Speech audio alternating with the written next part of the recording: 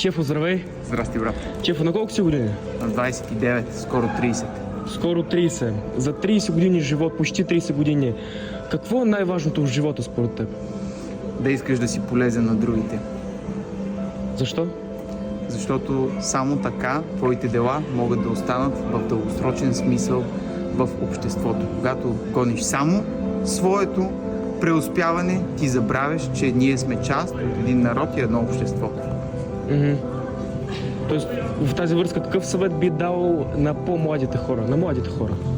Да са ангажирани и да им пука за страната, в която живеят. Как могат да бъдат ангажирани? По какъв начин?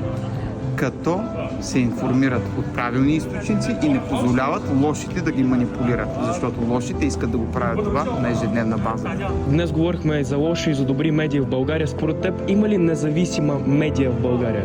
Всяка медия е зависима от нещо, но ние